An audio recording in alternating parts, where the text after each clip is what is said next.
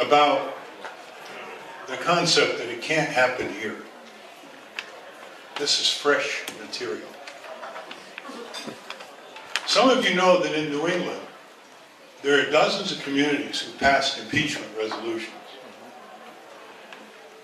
The evidence for impeachment, high crimes and misdemeanors, is so overwhelming that it's almost as if the Democrats are saying, Bush Cheney are so impeachable, we can't impeach them. At least 5 distinct counts of high crimes and misdemeanors, including a war of aggression, torture, arrests without charges, imprisonment. They use the word detainee.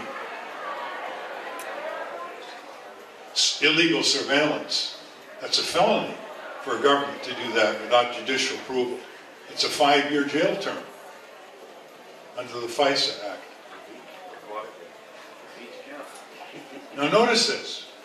You've got towns in Vermont, Massachusetts, and 5 little towns, and not so little, West Hartford and Connecticut, who have passed resolutions demanding the impeachment of Bush and Cheney.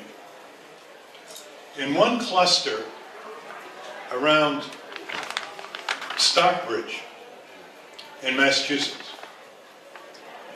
there are 13 towns in one congressional district where 2/3 majority called for the impeachment of Bush and Cheney in 2007. All this was presented to the congressman, a Democrat, Congressman John Olver.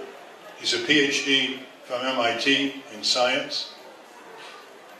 He was born in 1936, so he has a scope of history.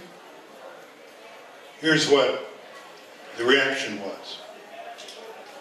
Made fully aware of the overwhelming majority of his constituency resolved for impeachment, Congressman Olver vehemently refused.